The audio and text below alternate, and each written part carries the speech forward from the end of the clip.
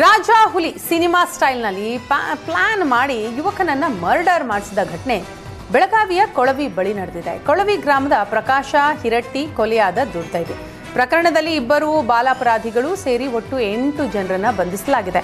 ಹುಲಿಕಟ್ಟಿ ಗ್ರಾಮದ ಶಿವಲಿಂಗೇಶ್ವರ ಜಾತ್ರೆಗೆ ಪ್ರಕಾಶ್ ತೆರಳುತ್ತಾ ಇದ್ದ ಈ ವೇಳೆ ಕಾದು ಕುಳಿತು ಬೈಕ್ ಅಡ್ಡಗಟ್ಟಿ ಮಾರಕಾಸ್ತ್ರಗಳಿಂದ ಕೊಚ್ಚಿ ಕೊಲೆ ಮಾಡಿದ್ದಾರೆ.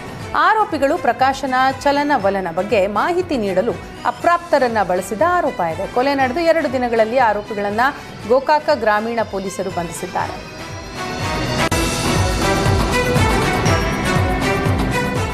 ಮೂಡಾ ಮಾಜಿ ಆಯುಕ್ತ ದಿನೇಶ್ಗೆ ಬೇನಾಮಿ ಆಸ್ತಿಯ ಬಗ್ಗೆ ಮಹತ್ವದ ದಾಖಲೆಗಳು ಪತ್ತೆಯಾಗಿವೆ.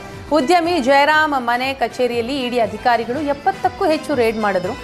ವಕ್ರತುಂಡ ಗೃಹ ನಿರ್ಮಾಣ ಸಂಘದಲ್ಲಿ ನಡೆಸ್ತಾ ಇರೋ ಜಯರಾಮ್ ನಿವಾಸದಲ್ಲಿ ಬೇನಾಮಿ ದಾಖಲೆಗಳು ಪತ್ತೆಯಾಗಿವೆ.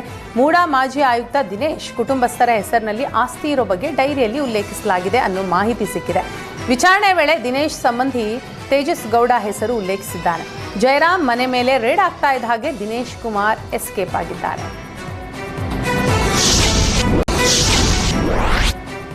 ಶಿವಮೊಗ್ಗದ ಶಾದಿ ಮಹಲ್ ಬಳಿ 2022ರಲ್ಲಿ ಚಾಕುವಿನಿಂದ ಇರಿದು ಕಾರ್ ಮೆಕ್ಯಾನಿಕ್ ಕೊಲೆ ಮಾಡಿದ್ದ 4 ಆರೋಪಿಗಳಿಗೆ ಜೀವಾವಧಿ ಶಿಕ್ಷೆ ವಿಧಿಸಲಾಗಿದೆ.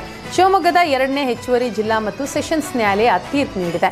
2022ರ ಮಾರ್ಚ್ 19ರಂದು ಶಿವಮೊಗ್ಗ ಹೊಸಹಳ್ಳಿಯ ಕಾರ್ ಮೆಕ್ಯಾನಿಕ್ 28 ವರ್ಷದ ಜಿಕುಲ್ಲಾ ಎಂಬಾತನನ್ನ ಕೊಲೆ ಮಾಡಿದ್ರು. ಬುದ್ಧನಗರದಲ್ಲಿ ಕಾರ್ ಪಾರ್ಕಿಂಗ್ ವಿಚಾರದಲ್ಲಿ ಗ್ಯಾಸ್ ಇಮ್ರಾನ್ ಮತ್ತು ಜಿಕ್ರುಲ್ಲಾ ನಡುವೆ ಜಗಳ ಆಗಿತ್ತು. ಅದಕ್ಕೂ ಮುನ್ನ ಟ್ವಿಸ್ಟ್ ಇಮ್ರಾನ್ ಜೊತೆಗೂ ಚಿಕ್ರುಲ್ಲಾ ಗಲಾಟೆ ಮಾಡ್ಕೊಂಡಿರೋದು. ಅದೇ ದ್ವೇಷದ ಹಿನ್ನೆಲೆ ಈ 4 ಚಿಕ್ರುಲ್ಲಾನನ್ನ ಹತ್ಯೆ ಮಾಡಿದರು. ಶಿವಮೊಗ್ಗದ ದೊಡ್ಡಪೇಟೆ ಪೊಲೀಸ್ ಠಾಣೆಯಲ್ಲಿ ಪ್ರಕರಣ ದಾಖಲಾಗಿತ್ತು.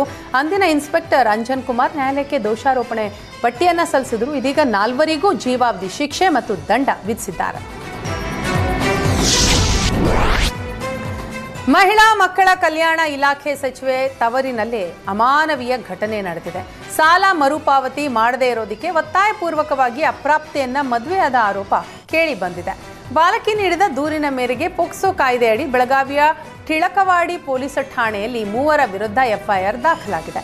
ಬಾಲಕಿಗೆ ಅನಾರೋಗ್ಯ ಹಾಗೂ ಬಾಲಕಿಯ ಅತ್ತಿಗೆಗೆ ಹೆರಿಗೆ ಚಿಕಿತ್ಸೆಗಾಗಿ 50,000 ರೂಪಾಯಿ ಸಾಲ ಮಾಡಲಾಗಿತ್ತು. ಹಣ ಮರುಪಾವತಿ ಮಾಡದೇ ಇರೋದಕ್ಕೆ ಮಗಳ ಮದುವೆ ಮಾಡಿಕೊಡುವಂತೆ ಆರೋಪಿ ವಿಶಾಲ್ ಒತ್ತಾಯ ಮಾಡಿದ್ದ. 2024ರ ಸೆಪ್ಟೆಂಬರ್ 18ರಂದು ಬಾಲಕಿ ಹಾಗೂ ತಾಯಿಯನ್ನ ಆಟೋದಲ್ಲಿ ಬಲವಂತವಾಗಿ ಮನೆಗೆ ಕರೆದುಕೊಂಡು ಹೋಗಿ ಮದುವೆ ಮಾಡಿಸಿದ್ದಾರೆ ಅಂತ ಆರೋಪಿಸಲಾಗಿದೆ. ಮದುವೆಯ ಬಳಿಕ ಬಾಲಕಿಗೆ ನಿರಂತರ ಲೈಂಗಿಕ ಕಿರುಕುಳ ನೀಡಿದ್ದಾರೆ ಅಂತ ದೂರು ನೀಡಲಾಗಿದೆ.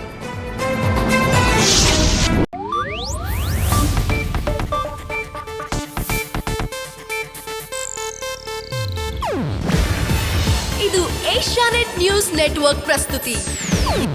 ನೀವು ನೋಡ್ತಿದ್ದೀರಾ ಏಷ್ಯಾನೆಟ್ ಸುವರ್ಣ ನ್ಯೂಸ್.